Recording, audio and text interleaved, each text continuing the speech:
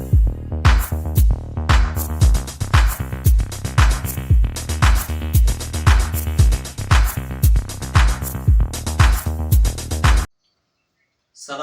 ಸ್ಮರಣೀಯರಾದ ಬಸವಾದಿ ಶಿವಶರಣೀಯರನ್ನು ಸ್ಮರಿಸಿಕೊಂಡು ಆರಾಧ್ಯ ದೈವ ಶ್ರೀ ತೋಂಟದ ಎಡೆಯೂರಿನ ಸಿದ್ಧಲಿಂಗ ಮಹಾಶಿವಯೋಗಿಯನ್ನು ಸ್ಮರಣೆ ಮಾಡಿ ಪ್ರಪಂಚದ ಎಲ್ಲ ದಾರ್ಶನಿಕರನ್ನು ಸ್ಮರಿಸಿ ಇವತ್ತಿನ ದಿವಸ ನಮ್ಮ ಬಸವ ಬೆಳವೆಯ ಚರಮೂರ್ತಿ ಚರಂತೇಶ್ವರ ವಿರಕ್ತ ಮಠದಲ್ಲಿ ನಾವು ವಿಶೇಷವಾಗಿ ಮೇ 22ನೇ ತಾರೀಕು ಈ ಬರ್ತಕ್ಕಂತಹ ಮೇ 22ನೇ ತಾರೀಕು ಬುಧವಾರದಿಂದ ಪ್ರಾರಂಭವಾಗಿ ಜೂನ್ 2ನೇ ತಾರೀಕಿನವರೆಗೂ ಅದರ 12 ದಿವಸಗಳ ಕಾಲ ವಿಶೇಷವಾದ ಗೋಷ್ಠಿಗಳನ್ನು ಇಟ್ಟುಕೊಂಡು ಪ್ರತಿ ದಿವಸ ಅದರ ನಿಮಿತ್ತವಾಗಿ ಪ್ರವಚನ ಕೂಡ ಇಟ್ಟಿದೆ. ಬಹಳ ದೊಡ್ಡ ಪ್ರಮಾಣದಲ್ಲಿ ಶಿವಶರಣರ ತಾತ್ವಿಕ ಅನುಭವ ದರ್ಶನ ಅಂತ ಪ್ರವಚನ ಪ್ರತಿನಿತ್ಯ ಒಂದು 16 ಗೆಸ್ಟ್ಗಳು ಬರ್ತಾರೆ. ವಿಶೇಷವಾಗಿ ಈ ಕಾರ್ಯಕ್ರಮದಲ್ಲಿ ಸುಮಾರು 300ಕ್ಕೂ ಹೆಚ್ಚು ಜನ ಅತಿಥಿಗಳನ್ನ ನಾವು ಗೌರವಿಸ್ತಾ ಇದ್ದೀವಿ. 300ಕ್ಕೂ ಹೆಚ್ಚು ಕಾರ್ಯಕರ್ತರನ್ನು ಕರೆದು ಗೌರವಿಸ್ತಾ ಇದ್ದೀವಿ. ಅದರಲ್ಲಿ ಎಲ್ಲಾ ಕ್ಷೇತ್ರದಲ್ಲಿ ಸೇವೆ ಸಲ್ಲಿಸಿರ್ತಕ್ಕಂಥ ಕಾರ್ಯಕರ್ತರನ್ನು ಕರೀತಾ ಇದ್ದೀವಿ.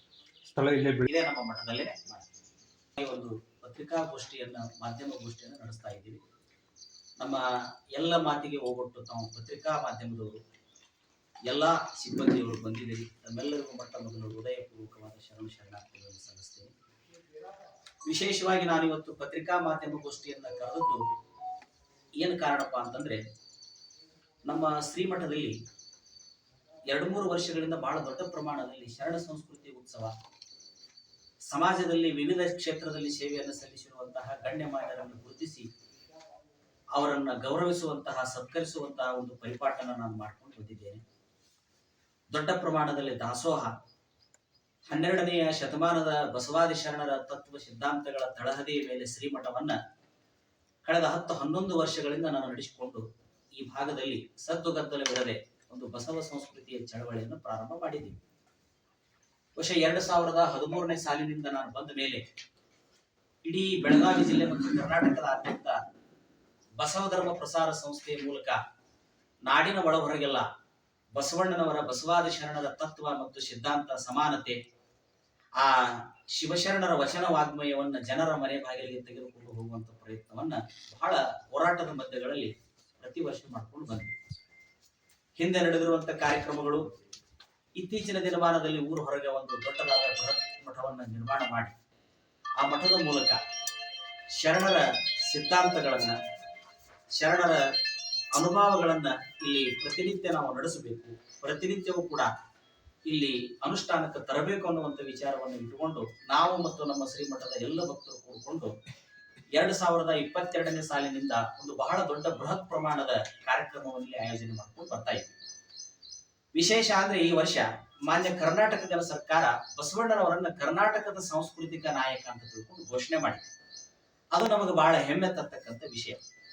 ಬಹುಶಃ ಈ ಕನ್ನಡ ನಾಡಿನಲ್ಲಿ, ಭಾರತ ದೇಶದಲ್ಲಿ ಬಸವಾದಿ ಶರಣರು ಮಾಡಿರ್ತಕ್ಕಂಥ ಪ್ರಯತ್ನ ಬಹಳ ದೊಡ್ಡದು.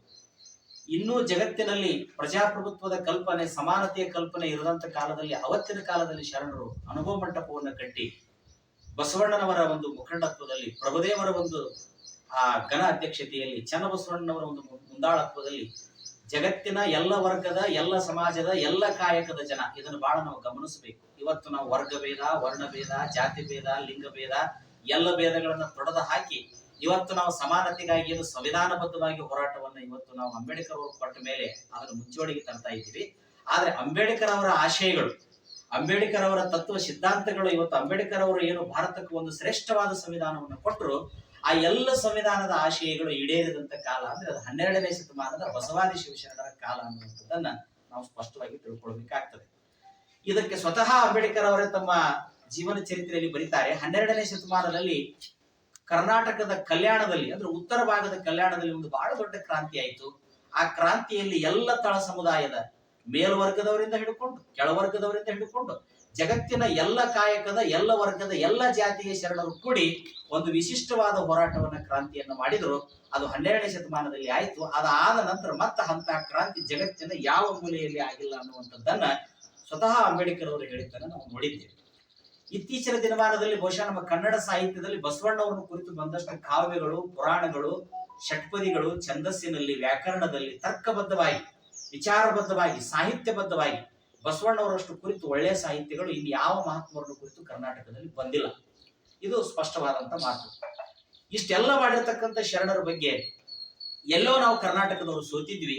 ಆದ್ರೆ ಇತ್ತೀಚಿನ ದಿನಮಾನದಲ್ಲಿ ಮಠಮಾನ್ಯಗಳ ಕೆಲಸವನ್ನ ಸದ್ದು ಗದ್ದಲವಿರದೆ ಕೆಲವು ಮಠಗಳು ಮಾಡಿಕೊಂಡು ಬಂದು, ಆದ್ರೆ ನಾನು ಬೆಳಗಾವಿ ಜಿಲ್ಲೆಯಲ್ಲಿ ಬಂದಂತ ಸಂದರ್ಭದಲ್ಲಿನೇ ಇನ್ನೂ ಇದರ ಬಗ್ಗೆ ಇಷ್ಟೊಂದು ಜಾಗೃತಿ ಇದ್ದಿದ್ದಿಲ್ಲ, ಶರಣ ತತ್ವದ ಬಗ್ಗೆ ಜಾಗೃತಿ ಇದ್ದಿದ್ದಿಲ್ಲ. ನಾವು ಈ ಬಸವಾದಿ ಶರಣರ ತತ್ವಗಳನ್ನ ನಮ್ಮ ಶ್ರೀಮಠದಿಂದ ಪ್ರಚಾರ ಮಾಡುವಂತ ಸಂದರ್ಭದಲ್ಲಿ ಅನೇಕ ಸಂಘರ್ಷಗಳನ್ನು ಎದುರಿಸಿದ್ವಿ.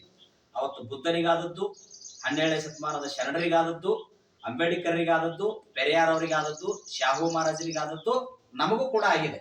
ಅದು ಸ್ವಾಭಾವಿಕ. ಯಾರು ಸತ್ಯದ ಪರವಾಗಿ ಹೋರಾಟ ಮಾಡ್ತಾರೆ ಅವರ ವಿರುದ್ಧ ಯಾವಾಗಲೂ ಕೂಡ ಷಡ್ಯಂತ್ರಗಳು ನಡ್ಕೊಂತ ಬರ್ತಿರ್ತವೆ. ಇದನ್ನು ನಾವು ಯಾವುದನ್ನು ಪರಿಗಣಿಸಿಲ್ಲ. ಕಾರಣ, ಯಾರು ತನ್ನ ಸ್ವಹಿತವನ್ನ ತ್ಯಾಗ ಮಾಡಿ ಸಮಾಜದ ಹಿತವನ್ನ, ಜನ ಕಲ್ಯಾಣದ ಹಿತವನ್ನ, ಅಧ್ಯಾತ್ಮದ ಹಿತವನ್ನೇ ಮುಖ್ಯವನ್ನಾಗಿ ಇಟ್ಕೊಂಡಿರ್ತಾರ, ಅವರು ಯಾವುದೇ ಸಮಾಜದ ಈ ಅಂಕು ಡೊಂಕುಗಳಿಗೆ, ಈ ಸ್ತುತಿ ಮತ್ತು ನಿಂದನೆಗಳಿಗೆ ಅವರೆಂದೂ ಕೂಡ ಕಿವಿ ಕೊಡೋದಿಲ್ಲ. ಯಾಕಂದ್ರೆ ನಮ್ಮ ಶರಣರು ಹೇಳ್ತಾರೆ, ಬೆಟ್ಟದ ಮೇಲೊಂದು ಮನೆಯ ಮಾಡಿ ಮೃಗಗಳಿಗೆ ಅಂಜಿದಳೆಂತಯ್ಯ, ಸಮುದ್ರದ ತಡದಲ್ಲೊಂದು ಮನೆಯ ಮಾಡಿ ನೆರೆತರುಗಳಿಗೆ ಅಂಜಿದೊಳೆಂತಯ್ಯ, ಸಂತೆಯೊಳಗೊಂದು ಮನೆಯ ಮಾಡಿ ಶಬ್ದಕ್ಕೆ ನಾಚಿದೊಳೆಂತಯ್ಯ, ಲೋಕದಲ್ಲಿ ಹುಟ್ಟಿದ್ದ ಬಳಿಕ ಸಮಾಧಾನಿಯಾಗಿರ್ಬೇಕಂತಲ್ಲ, ಆ ಸಮಾಧಾನದ ರೀತಿಯಲ್ಲಿ ನಾವು ಶರಣರ ತತ್ವಗಳನ್ನು ಪಾಲಿಸುವಂತ ಬಂದ್ವಿ. ನಮಗೆ ಈ ವರ್ಷ ಒಂದು ವಿಶೇಷವಾಗಿ ಮಾನ್ಯ ಸರ್ಕಾರ ಬಸವಣ್ಣವರನ್ನು ಕರ್ನಾಟಕದ ಸಾಂಸ್ಕೃತಿಕ ನಾಯಕರಂತ ಘೋಷಣೆ ಮಾಡಿದ್ದು, ಅದು ನಮ್ಮೆಲ್ಲರ ಹೋರಾಟಕ್ಕೆ, ಬಸವ ಭಕ್ತರ ಹೋರಾಟಕ್ಕೆ ಒಂದು ಹಿರಿಮೆ ಮತ್ತು ಒಂದು ಗರಿಮೆ ಬರುವಂತ ಒಂದು ಕೆಲಸ ಆಗಿದೆ. ಆ ಹಿನ್ನೆಲೆಯಲ್ಲಿ 2024ನೇ ಸಾಲಿನ ನಮ್ಮ ಶ್ರೀಮಠದ ಜಾತ್ರಾ ಮಹೋತ್ಸವವನ್ನ ವಿಶೇಷವಾಗಿ ಈ ವರ್ಷ ನಾವು ಆಚರಣೆ ಮಾಡ್ತಾ ಇದ್ದೀವಿ. ಅದರ ನಿಮಿತ್ತವಾಗಿ ಈ ವರ್ಷ ಬಸವಣ್ಣನವರನ್ನ ಕರ್ನಾಟಕ ಸಾಂಸ್ಕೃತಿಕ ನಾಯಕ ಅಂತ ಸರ್ಕಾರ ಘೋಷಣೆ ಮಾಡಿದ ಪರವಾಗಿ ಒಂದು ವಿಶೇಷವಾದ ಉಪನ್ಯಾಸ ಮಾಲಿಕೆಯನ್ನ, ಅದರ ಮೇಲಿನ ವಿಶೇಷವಾದ ಉಪನ್ಯಾಸವನ್ನು ಇಟ್ಟಿದ್ದೀವಿ. ನಮ್ಮ ನಾಡಿನಲ್ಲಿ ಹಿರಿಯರನ್ನ ಗೌರವಿಸುವಂತ ಪರಂಪರೆ ಕಡಿಮೆ ಆಗ್ತಾ ಇದೆ. ಅದೆಲ್ಲ ತಮ್ಮ ಗಮನಕ್ಕೆ ಬಂದಿದೆ. ವೃದ್ಧಾಶ್ರಮಗಳು ಹೆಚ್ಚಾಗಕತ್ತಾವ. ಇದು ಆಗಬಾರದು. ಅದಕ್ಕೆ ಹಿರಿಯರು ನಮಗಾಗಿ ಬೆಳಕು ಕೊಟ್ಟವರು, ಬದುಕು ಕೊಟ್ಟವರು, ನಮಗಾಗಿ ಅವರು ಭೂಮಿ, ಸೀಮೆ, ಆಸ್ತಿ, ಸಂಪತ್ತು, ವಿದ್ಯೆ ಕೊಟ್ಟವರು, ಅವರನ್ನು ಮೂಲಿಗೆ ತಳ್ಳುವಂತ ಕೆಲಸ ಇವತ್ತಿನ ಈ ನಾಗರಿಕ ಸಮಾಜದಲ್ಲಿ ಆಗ್ತಾ ಇದೆ. ಅದು ಆಗಬಾರದಂತ ತಿಳ್ಕೊಂಡು ಹಿರಿಯ ನಾಗರಿಕರಿಗೆ ಗೌರವ ಸತ್ಕಾರ, ವಿಶೇಷವಾಗಿ ಹಿರಿಯ ನಾಗರಿಕರನ್ನು ಸನ್ಮಾನ ಮಾಡುವಂತ ಒಂದು ವಿಶೇಷ ಪರಂಪರೆಯನ್ನ ಈ ಸಲ ನಮ್ಮ ಮಠದಿಂದ ಪ್ರಾರಂಭ ಮಾಡ್ತಾ ಇದ್ದೀವಿ. ಇದರ ಹಿಂದಿನ ಕಾರ್ಯಕ್ರಮಗಳಲ್ಲಿ ಸಾಹಿತಿಗಳನ್ನ ವಿವಿಧ ಕ್ಷೇತ್ರಗಳಲ್ಲಿ ಪತ್ರಿಕಾ ರಂಗದಲ್ಲಿ ಸೇವೆ ಮಾಡಿದಂತವ್ರನ್ನ ಕರ್ಕೊಂಡ್ಬಂದು ಗುರುತಿಸಿದ್ವಿ, ಅವರಿಗೆ ಸನ್ಮಾನ ಮಾಡಿದ್ದೀವಿ. ಸಮಾಜದಲ್ಲಿ ಮಹಿಳೆಯರ ಪರವಾಗಿ ಧ್ವನಿ ಎತ್ತಿದನ್ನ, ಪೌರ ಕಾರ್ಮಿಕರನ್ನ, ಇನ್ನು ಬೇರೆ ಬೇರೆ ಕ್ಷೇತ್ರದಲ್ಲಿ ದುಡಿದಂತವ್ರನ್ನ ಎಲ್ಲರನ್ನು ಕರ್ಕೊಂಡ್ಬಂದು ನಾವು ಗುರುತಿಸುವಂತ ಕೆಲಸವನ್ನ ನಾವು ಮಾಡಿದ್ದೀವಿ. ಈ ಸಲ ಹಿರಿಯ ನಾಗರಿಕರ ಸನ್ಮಾನ ಮತ್ತು ನಮ್ಮ ಮಠದಿಂದ ಒಂದು ಪ್ರಕಾಶನವನ್ನು ತಂದಿದ್ದೇವೆ, ಶ್ರೀ ತೋಂಟದ ಸಿದ್ದಲಿಂಗೇಶ್ವರ ಗ್ರಂಥಮಾಲೆ. ಆ ಗ್ರಂಥಮಾಲೆಯ ಮುಖಾಂತರ ಈ ಸಲ ಕನ್ನಡ ಸಾಹಿತ್ಯಕ್ಕೆ ಒಂದು ಗರಿಮೆಯನ್ನು ತಂದುಕೊಟ್ಟಂತ ವಚನಶಾಸ್ತ್ರ ಸಾರ ಭಾಗ 3ರ ಅದರ ಗದ್ಯಾನುವಾದದ ಪ್ರಕಟಣೆಯನ್ನು ಕೂಡ ನಾವು ಅದು ಆಗಿದೆ. ಅದನ್ನು ಮಠದಿಂದ ಬಿಡುಗಡೆ ಮಾಡ್ತಾ ಇದ್ದೀವಿ. ಬಸವಣ್ಣವರನ್ನು ಕುರಿತು ಒಂದು ವಿಶೇಷವಾದ ಗ್ರಂಥವನ್ನ ಇಲ್ಲಿ ಮಠದಿಂದ ಬಿಡುಗಡೆ ಮಾಡ್ತಾ ಇದ್ದೀವಿ. ಮಾನ್ಯ ಕರ್ನಾಟಕ ಸರ್ಕಾರದ ವತಿಯಿಂದ ನಮ್ಮ ಬೆಳಗಾವಿ ಜಿಲ್ಲೆಯ ಉಸ್ತುವಾರಿ ಸಚಿವರಾಗಿರುವಂತಹ ಶ್ರೀಮಾನ್ ಸತೀಶ್ ಸಾಹೇಬ್ ಜಾರಕಿಹೊಳಿ ಅವರು ಈ ದಿನಮಾನದ ಒಬ್ಬ ಅಪರೂಪದ ರಾಜಕಾರಣಿ. ನಾವು ಕಂಡ ಹಾಗೆ 12ನೇ ಶತಮಾನದ ಬಸವಾದಿ ಶರಣರ ಮತ್ತು ಸಂವಿಧಾನಬದ್ಧವಾಗಿ ಮಾತಾಡ್ತಕ್ಕಂತಹ, ಅದರ ಬಗ್ಗೆ ತುಡಿತಕ್ಕಂತಹ ಒಂದು ಮಿಡಿತ ಇರುವಂತಹ ವ್ಯಕ್ತಿ, ಒಬ್ಬ ಪ್ರಾಮಾಣಿಕ ರಾಜಕಾರಣಿಗಳಂದ್ರೆ ಅದು ನಮ್ಮ ಸತೀಶ್ ಜಾರಕಿಹೊಳಿ ಅವರು. ಸರ್ಕಾರದ ಪರವಾಗಿ, ಮಾನ್ಯ ಕರ್ನಾಟಕ ಸರ್ಕಾರದ ಪರವಾಗಿ ಎಲ್ಲರನ್ನು ಕರೆದು ಗೌರವಿಸಕ್ಕಾಗಲ್ಲ, ಸಂದರ್ಭ ಬಂದ್ರೆ ಮುಂದೆ ನಾವು ಮುಖ್ಯಮಂತ್ರಿಯವರನ್ನು ಕೂಡ ಕರಿತೇವೆ. ಈಗ ಸತೀಶ್ ಜಾರಕಿಹೊಳಿ ಅವರನ್ನ ವಿಶೇಷವಾಗಿ ಈ ಸರ್ಕಾರದ ಪರವಾಗಿ, ಆ ಸಚಿವ ಸಂಪುಟದ ಪರವಾಗಿ ಈ ಸಾಂಸ್ಕೃತಿಕ ನಾಯಕ ಅಂತ ಬಸವಣ್ಣವರನ್ನು ಘೋಷಣೆ ಮಾಡಿದ್ದಕ್ಕಾಗಿ ಅವರನ್ನ ಗೌರವಿಸುವಂತ, ವಿಶೇಷವಾಗಿ ಅವರಿಗೆ ಒಂದು ಅಭಿನಂದನೆ ಸಲ್ಲಿಸುವಂತ ಕಾರ್ಯಕ್ರಮವನ್ನು ಕೂಡ ಇಟ್ಟುಕೊಂಡಿದ್ದೇವೆ. ಯಾರು ಶರಣ ತತ್ವವನ್ನು ತಮ್ಮ ಬದುಕಿನೊಳಗೆ ನಿತ್ಯ ಅಳವಡಿಸಿಕೊಂಡು ಬದುಕ್ತಾ ಇದ್ದಾರೆ ಅಂತ ಶರಣ ದಂಪತಿಗಳನ್ನು ಕುರಿತು ಅವರಿಗೆ ವಿಶೇಷವಾದ ಶರಣ ದಂಪತಿಗಳ ಗೌರವ ಸತ್ಕಾರವನ್ನು ಕೂಡ ನಾವು ಈ ಶ್ರೀಮಠದಿಂದ ಮಾಡ್ತಾ ಇದ್ದೀವಿ. ಪ್ರತಿನಿತ್ಯ ದೊಡ್ಡ ಪ್ರಮಾಣದಲ್ಲಿ ಬೃಹತ್ ದಾಸೋಹ ಕಾರ್ಯಕ್ರಮವನ್ನು ಇಟ್ಟಿದ್ದೀವಿ.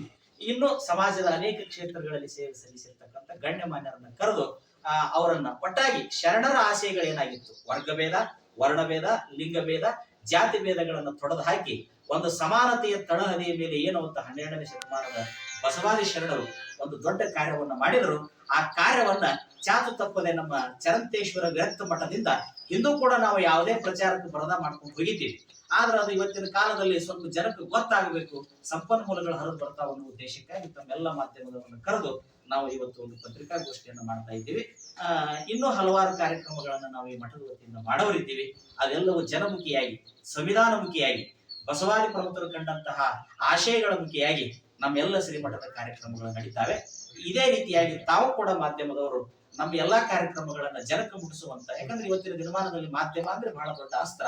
ಅದರ ಮೂಲಕ ತಾವು ನಿಷ್ಪಕ್ಷಪಾತವಾದ ಸುದ್ದಿಗಳನ್ನು ಕೊಡುವುದರ ಮೂಲಕ ನಾವು ಮಾಡತಕ್ಕಂಥ ಅನೇಕ ಕಾರ್ಯಗಳಿಗೆ ತಾವು ಕೂಡ ಸೇವೆಯನ್ನು ಸಲ್ಲಿಸಬೇಕು ಹಾಗೆ ಅನ್ನುವಂತ ಮಾತನ್ನ ಹೇಳ್ತಾ ನನ್ನ ಈ ಮಾಧ್ಯಮಗೋಷ್ಠಿಯ ವಿಚಾರಗಳನ್ನ ತಮ್ಮ ಮೂಲಕ ಮಂಡಿಸ್ತಾ ಇದ್ದೀನಿ. ಸರ್ಕಾರದಿಂದ ಅವರೊಬ್ಬರನ್ನು ಗುರುತಿಸಬೇಕು ಅಂತ ಹೇಳಿ ಎಲ್ಲರೂ ಕರಿಬೇಕಂತಿತ್ತು. ಸಮಯದ ಅಭಾವದಿಂದ ಈ ಸಲ ಕರ್ನಾಟಕದ ಸರ್ಕಾರದ ಪರವಾಗಿ ಸತೀಶ್ ಜಾರಕಿಹೊಳಿ ಅವರನ್ನ ಸನ್ಮಾನ ಮಾಡ್ಬೇಕಂತ ಗೌರವಿಸಬೇಕಂತ ಇಟ್ಕೊಂಡಿವಿ. ಇನ್ನೊಂದು ಅವರಿಗೆ ಮನವಿ ಕೂಡ ನಾವು ಸಲ್ಲಿಸೋದು ಈಗಾಗಲೇ ಹೇಳಿದೀವಿ. ಪೂಜ್ಯರಾದ ಇಳಕಲ್ಲದ ಮಹಂತ ಸ್ವಾಮಿಗಳು ಅವರಿಗೆ ವಿನಂತಿ ಕೂಡ ಮಾಡ್ಕೊಂಡಿದ್ದಾರೆ. ನಮ್ಮ ಗದಗಿನ ಜಗದ್ಗುರು ಕೂಡ ಹೇಳಿದ್ದಾರೆ. ಬಸವಣ್ಣನವರ ಅನುಭವ ಮಂಟಪದ ಒಂದು ವಿಶ್ವವಿದ್ಯಾಲಯ ಮಾಡಬೇಕು. ಈಗಾಗಲೇ ಬಸವ ಕಲ್ಯಾಣದಲ್ಲಿ ಮಾನ್ಯ ಸರ್ಕಾರದವರು 650 ಕೋಟಿ ರೂಪಾಯಿ ವೆಚ್ಚದಲ್ಲಿ ನೂತನ ಅನುಭವ ಮಂಟಪವನ್ನು ಮಾಡ್ತಾ ಇದ್ದಾರೆ. ಒಂದು ವಚನ ವಿಶ್ವವಿದ್ಯಾಲಯ ಮಾಡಬೇಕು ಅಂತ ತಿಳ್ಕೊಂಡು ಅದ್ರ ಬಗ್ಗೆ ಈಗಾಗಲೇ ಸಚಿವ ಸಂಪುಟದಲ್ಲಿ ಚರ್ಚೆ ಆಗಿದೆ. ಇನ್ನು ಮುಂದಿನ ದಿನಮಾನದಲ್ಲಿ ಅದನ್ನು ಕೂಡಲ ಸಂಗಮದಲ್ಲಿ ಮಾಡಬೇಕು. ಯಾಕಂದ್ರೆ ಕೂಡಲ ಸಂಗಮ ಬಸವಣ್ಣನವರ ಒಂದು ಕ್ರಿಯಾಭೂಮಿ, ಅದು ಕೂಡ ಹೇಗೆ ಕಲ್ಯಾಣವೋ ಹಾಗೆ ಕೂಡಲ ಸಂಗಮ ಕೂಡ ಬಸವಣ್ಣನವರ ವಿದ್ಯಾಭ್ಯಾಸದ ಸ್ಥಳ. ಅವರು ಮೊಟ್ಟ ಮೊದಲ ಕ್ರಾಂತಿಯನ್ನು ಪ್ರಾರಂಭ ಮಾಡಿದ್ದೆ ಕೂಡಲ ಸಂಗಮದಿಂದ. ಅಲ್ಲಿಯೇ ವಚನ ವಿಶ್ವವಿದ್ಯಾಲಯ ಆಗಬೇಕಂತ ಹೇಳಿ ನಮ್ಮೆಲ್ಲರ ಅಭಿಪ್ರಾಯ ಇದೆ. ಅದನ್ನ ಮಾನ್ಯ ಸರ್ಕಾರಕ್ಕೆ ನಾವು ವಿನಂತಿ ಮಾಡ್ಕೊಂತೀವಿ. ಸಾಹೇಬರ ಮುಖಾಂತರ ಅದನ್ನ ಮನವಿನೂ ಕೂಡ ನಾವು ನಮ್ಮ ಕಾರ್ಯಕ್ರಮದಲ್ಲಿ ಸಲ್ಲಿಸ್ತೇವೆ. ವಿಶೇಷವಾಗಿ ಸಾಹಿತಿಗಳನ್ನು ಹೆಚ್ಚು ಕರೆಸ್ತಾ ಇದ್ದೀವಿ, ಶರಣ ದಂಪತಿಗಳನ್ನು ಹೆಚ್ಚು ಕರೆಸ್ತಾ ಇದ್ದೀವಿ. ನಮ್ ಸ್ವಲ್ಪ ರಾಜಕಾರಣಿಗಳಿಗಿಂತಲೂ ಸಮಾಜಮುಖಿಯಾಗಿ ಪ್ರಮುಖವಾಗಿ ಸಾಹಿತಿಗಳು ಬೀದರ್ ಜಿಲ್ಲೆಯಿಂದ ಅನೇಕರು ಬರ್ತಾ ಇದ್ದಾರೆ, ಗದಗ ಭಾಗದಿಂದ ಬರ್ತಾ ಇದ್ದಾರೆ. ಇಲ್ಲೇ ನಮ್ಮ ಬೆಳಗಾವಿ ಜಿಲ್ಲೆಯಲ್ಲಿ ಅನೇಕ ಸಾಹಿತಿಗಳಿದ್ದಾರೆ. ಅವರೆಲ್ಲರನ್ನು ಕರೆದು ಒಂದು ಗೌರವ ಸತ್ಕಾರ ಮಾಡುವಂತ ಕಾರ್ಯಕ್ರಮ ಸಾಯಂಕಾಲ ನಮ್ಮ ಶ್ರೀಮಠದ ಹಳೆ ಮೂಲ ಮಠದಿಂದ ಈ ಮಠದವರೆಗೂ ವಿಶೇಷವಾಗಿ ಧರ್ಮಗುರು ಬಸವಣ್ಣನವರ ಮತ್ತು ಇದು ಯಡಿಯೂರ ಸಿದ್ಧಲಿಂಗೇಶ್ವರರ ಜಾತ್ರೆ. ನಾನು ಅದನ್ನು ಮರೆತೆ. ಈ ನಮ್ಮ ಮಠ ಯಡಿಯೂರ ಸಿದ್ಧಲಿಂಗೇಶ್ವರರ ಪರಂಪರೆಯಲ್ಲಿ ಸಂಬಂಧಪಟ್ಟಂತಹ ಮಠ ಇದು, ವಿರಕ್ತ ಮಠ ಇದು. ಹೀಗಾಗಿ ನಮ್ಮ ಗುರುಗಳ ಜಾತ್ರೆ ನಿಮಿತ್ತವಾಗಿ ಅಲ್ಲಿಂದ ಮೆರವಣಿಗೆ ಬರ್ತದೆ. ಸಾಯಂಕಾಲ ಇಲ್ಲಿ ಶಟಸ್ಥಲ ಧ್ವಜಾರೋಹಣ, ನಂತರದಲ್ಲಿ ಪ್ರವಚನಕ್ಕೆ ಚಾಲನೆ ಸಿಗ್ತದೆ. ಮತ್ತ 23ನೇ ತಾರೀಕಿನ ದಿವಸ ಅವತ್ತು ಕೂಡ ವಿಶೇಷವಾದ ಅತಿಥಿಗಳು ಬರ್ತಾರೆ. ಮತ್ತೆ 24ನೇ ತಾರೀಕಿನ ದಿವಸನೂ ಕೂಡ ಅತಿಥಿಗಳು ಬರ್ತಾರೆ. 25ನೇ ತಾರೀಕಿನ ದಿವಸ ಶಶಿಕಾಂತ್ ಪಡಸಲಿಗಿ ರಾಜ್ಯ ರೈತ ಸಂಘದ ಅಧ್ಯಕ್ಷರು, ಅವರ ಸಮ್ಮುಖದಲ್ಲಿ ಅವತ್ತು ನಮ್ಮ ನಾಡಿನ ಅನೇಕ ಗಣ್ಯಮಾನ್ಯರನ್ನು ಗೌರವಿಸುವಂತ ಸತ್ಕಾರ ಕಾರ್ಯಕ್ರಮ ಇದೆ. ವಿಶೇಷವಾಗಿ 26ನೇ ತಾರೀಕಿನ ದಿವಸ ಹಿರಿಯ ನಾಗರಿಕರ ಸನ್ಮಾನ. 26ನೇ ತಾರೀಕಿನ ದಿವಸ ನಮ್ಮ ಬೆಳಗಾವಿ ಜಿಲ್ಲೆಯ ಅನೇಕ ಹಿರಿಯ ನಾಗರಿಕರಿಗೆ ಈಗಾಗಲೇ ಆಮಂತ್ರಣ ಕೊಟ್ಟಿದ್ದೀವಿ. ಅವರನ್ನ ಸತ್ಕರಿಸುವಂತ ಒಂದು ಕಾರ್ಯಕ್ರಮ ಇದೆ. ಮತ್ತೆ ಇಲ್ಲಿ 27ನೇ ತಾರೀಕಿನ ದಿವಸ ಬಸವಣ್ಣನವರು ಕರ್ನಾಟಕದ ಸಾಂಸ್ಕೃತಿಕ ನಾಯಕ ಹೇಗೆ ಆಗ್ತಾರೆ, ಸಾಂಸ್ಕೃತಿಕ ನಾಯಕ ಅನ್ನುವ ಕುರಿತು ಒಂದು ಗೋಷ್ಠಿಯನ್ನು ಇಟ್ಟಿದ್ದೀವಿ. ಆ ಗೋಷ್ಠಿಯ ಮೇಲೆ ಹಲವಾರು ಉಪನ್ಯಾಸಕರು ಬೆಳಕು ಚೆಲ್ತಾರೆ. ಅದರ ಬಗ್ಗೆ ಪ್ರಶ್ನೆ ಮತ್ತು ವಿಮರ್ಶೆಗಳ ಕಾರ್ಯಕ್ರಮವನ್ನು ಕೂಡ ಇಟ್ಟಿದ್ದೀವಿ. ಇನ್ನು 30ನೇ ತಾರೀಕಿನ ದಿವಸ ವಿಶೇಷವಾಗಿ ಪುಸ್ತಕ ಬಿಡುಗಡೆ ಸಮಾರಂಭ ಇಟ್ಟಿದ್ದೀವಿ. ನಮ್ಮ ಅವತ್ತಿನ ದಿವಸ ನಮ್ಮ ಶೇಗುಣಸಿ ವಿರಕ್ತ ಮಠದ ಮಹಂತ ಪ್ರಭುಗಳು ಸಾನ್ನಿಧ್ಯ ವಹಿಸ್ತಾರೆ. ನಮ್ಮ ನಾಡಿನ ಅನೇಕ ಸಾಹಿತಿಗಳ ಒಂದು ಕಾರ್ಯಕ್ರಮದಲ್ಲಿ ನೇತೃತ್ವ ಮತ್ತು ಸಮ್ಮುಖವನ್ನು ವಹಿಸ್ತಾರೆ. ಇನ್ನು ವಿಶೇಷವಾಗಿ 31ನೇ ತಾರೀಕಿನ ದಿವಸ ಪೂಜ್ಯರಾದ ಚಿತ್ತರಗಿ ಇಳಕಲ್ ವಿಜಯ ಮಹಾಂತೇಶ್ವರ ಸಂಸ್ಥಾನ ಮಠದ ಮಹಂತ ಸ್ವಾಮಿಗಳ ಸಾನ್ನಿಧ್ಯದಲ್ಲಿ ಅವತ್ತು ಕೂಡ ಗ್ರಂಥ ಬಿಡುಗಡೆ. ಅವತ್ತು ವಿಶೇಷವಾಗಿ ಸತೀಶ್ ಜಾರಕಿಹೊಳಿ ಸಾಹೇಬರಿಗೆ ಗೌರವ ಸತ್ಕಾರ, ಅಭಿನಂದನಾ ಸಮಾರಂಭ ಮತ್ತು ಅವತ್ತು ಶರಣ ದಂಪತಿಗಳ ಸತ್ಕಾರ ಕಾರ್ಯಕ್ರಮವನ್ನು ಮಾಡ್ತಾ ಇದ್ದೀವಿ. 1ನೇ ತಾರೀಕು ಕೂಡ ಯಥಾ ಪ್ರಕಾರ ಮಹಿಳಾ ಗೋಷ್ಠಿ ನಂತ ಎಲ್ಲ ನಡೀತಾವೆ. 2ನೇ ತಾರೀಕಿನ ದಿವಸ ಮುಖ್ಯವಾಗಿ ಅವತ್ತು ಬೆಳಗಿನ ಜಾವ ಅನೇಕ ಗೋಷ್ಠಿಗಳು ಮತ್ತು ಮಧ್ಯಾಹ್ನ ಬೃಹತ್ ಪ್ರಮಾಣದ ಮೆರವಣಿಗೆ ಇರ್ತದೆ. ಸುಮಾರು ಒಂದು 4,000 ರಿಂದ 5,000 ಜನ ಮೆರವಣಿಗೆಯಲ್ಲಿ ಭಾಗವಹಿಸಿರ್ತಾರೆ. ನಾನಾ ತರದ ಕಲಾ ತಂಡಗಳನ್ನು ತರಿಸಿರ್ತೀವಿ. ಊರಿನ ಭಕ್ತರ ತೋಟದ ಮನೆಯಿಂದ ಧರ್ಮಗುರು ಬಸವಣ್ಣವರ ಮತ್ತು ಸಿದ್ಧಲಿಂಗೇಶ್ವರರ ಭಾವಚಿತ್ರ ಮತ್ತು ವಚನ ಸಾಹಿತ್ಯದ ಮೆರವಣಿಗೆಯನ್ನ ಸಕಲ ಬಿರುದಾವಳಿಗಳ ಮೂಲಕ ನಾಡಿನ ಬಸವಪರ ಸಂಘಟನೆಗಳ ಮೂಲಕ ಮೆರವಣಿಗೆ ಕಾರ್ಯಕ್ರಮವನ್ನು ಕೂಡ ಮಾಡ್ಕೊಂಡು ಬರ್ತೀವಿ. ಸಾಯಂಕಾಲ ಮತ್ತೆ ಅವತ್ತು 7 ಗಂಟೆಗೆ ನಾಡಿನ ಅನೇಕ ಭಾಗಗಳಿಂದ, ಯಲಬುರ್ಗಿಯಿಂದ, ಕೊಪ್ಪಳದಿಂದ, ಬೀದರದಿಂದ, ಬೆಂಗಳೂರು, ಚಾಮರಾಜನಗರ, ಮೈಸೂರು ಭಾಗದಿಂದ ಅನೇಕ ಭಕ್ತರು ಬರ್ತಾರೆ. ಅವರೆಲ್ಲರ ಸಮ್ಮುಖದಲ್ಲಿ ಸಮಾರೋಪ ಸಮಾರಂಭ ಮತ್ತು ವಿವಿಧ ಕಾರ್ಯಕ್ರಮಗಳ ಸತ್ಕಾರ ಸಮಾರಂಭವನ್ನ ಅವತ್ತು ಇಟ್ಟುಕೊಂಡು ಬೃಹತ್ ಪ್ರಮಾಣದ ದಾಸೋಹದೊಂದಿಗೆ ಕಾರ್ಯಕ್ರಮವನ್ನು ಸಮಾರೋಪ ಮಾಡ್ತೀವಿ.